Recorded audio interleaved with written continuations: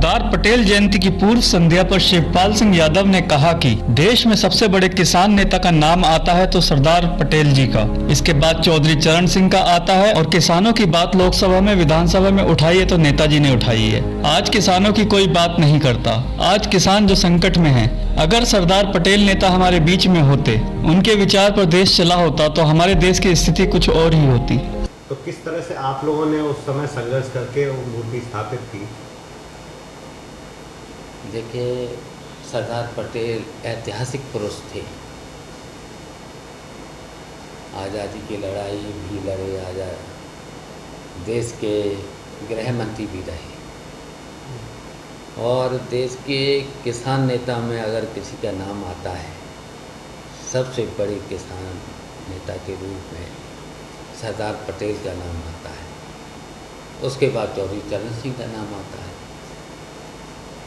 और फिर किसानों की बात अगर कहीं लोकसभा में, विधानसभा में अगर बात उठाई है तो नेताजी ने।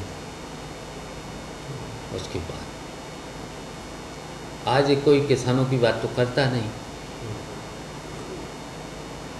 तो आज किसान जो संकट में है, अगर सरदार पटेल जैसे नेता हमारे बीच में रहे होते, अगर उनके विचारों पर देश चला होता, तो आज हमारे देश की स्थिति कुछ और ही होती।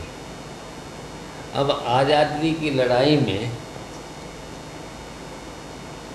गांधी के साथ, सरदार पटेल के साथ 1942 का इतिहास तो पता ही है सबको, जिस सब नेता गांधी के साथ सब गिरफ्तार हो गए। तब तो देखिए मोर्चा संभाला था डॉक्टर राम मनोहर लोहिया और जयप्रकाश जी। तब भी ये कांग्रेस में ही थे,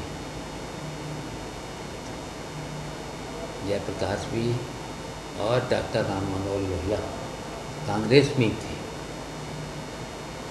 और तब भारतीय जनता पार्टी और इनका पता नहीं था किसका साथ दे रहे थे। ये भी पता होगा सबको, पूरे देश के लोगों को पता होना चाहिए, इतिहास है। और देखिए, जब सरदार पटेल की मूर्ति का सवाल इटावा में आया, अच्छा, उनकी मूर्ति लगाने के लिए प्रविया टोला पूरा, और ये आशीष प्रविया टोला के लोगों को मेरे पास लेकर के आए कि भाई मूर्ति लगना है, जब तरह बन गया है, सब कुछ तैयार है, और मूर्ति 1 साल से ज़्यादा से घर में रखी हुई है बंद।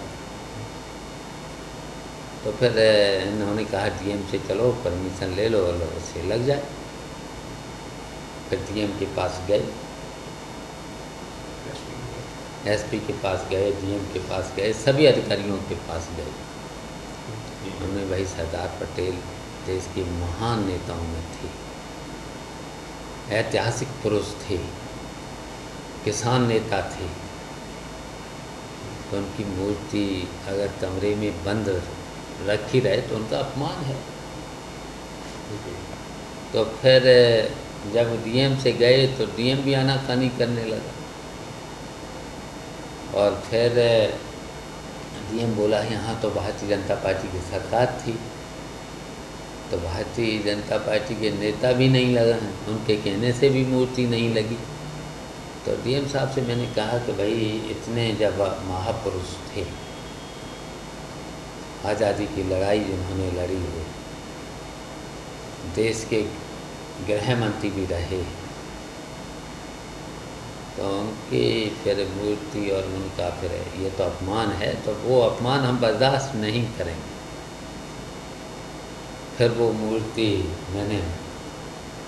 मुझे उस दिन लखनऊ जाना था, मैं फिर रुक गया। तो मैंने फिर टाइम दिया इनको 9 बजे सवेरे का, तो हमने क्रेन ले आना, मूर्ति ले आना। उनका अपमान तो हम बर्दाश्त नहीं कर सकते हैं, सरदार पटेल जी का अपमान बर्दाश्त नहीं कर सकते। तो फिर मूर्ति लगाई, पूजन हुआ, आज तक है लगी हुई है मूर्ति। मतलब जिस तरह वहाँ भाजपा की सरकार थी उस समय, आज बीजेपी की सरकार केंद्र और स्टेट में भी है, और वो लोग पटेल जी को अपना आदर्श मानते हैं। तो कितना आप संघर्ष मानते हैं, क्योंकि आज उनकी जयंती है, तो किस तरह से? देखिए, आदर्श तो थे ही देश के लिए। सरदार पटेल के अगर उनके आदर्शों पर देश चला होता तो आज देश की स्थिति दूसरी होती। लेकिन देखिए, योगदान तो बहुत लोगों का था। अगर योगदान का कहिए तो नेहरू का योगदान भी था, गांधी का तो था ही। नेहरू जी भी बहुत बड़े बाप के बेटे थे, बैरिस्टर थे। उनके फादर भी बैरिस्टर थे, वो भी बैरिस्टर थे, पढ़े लिखे भी थे। उनका भी योगदान था। लोहिया जी का कम योगदान नहीं था, जयप्रकाश का कम योगदान नहीं था। बड़े बड़े कितने क्रांतिकारी शहीद हो गए थे, उनका भी योगदान था। तो देखिए, सरदार पटेल का भी उसी श्रेणी में उनका नाम आता है, बड़े बड़े योगदान करने वालों में। किस तरह से आप श्रद्धांजलि दे रहे हैं इस बार? तो देखिए, पूरी तरह से उनको हम तो हर बार श्रद्धांजलि उनको देते हैं।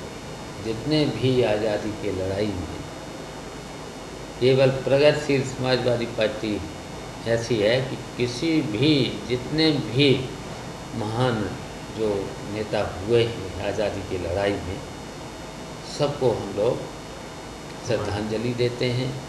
उनके जन्मदिन पर, उनके शहीद होने पर हम उनके सम्मान करते हैं।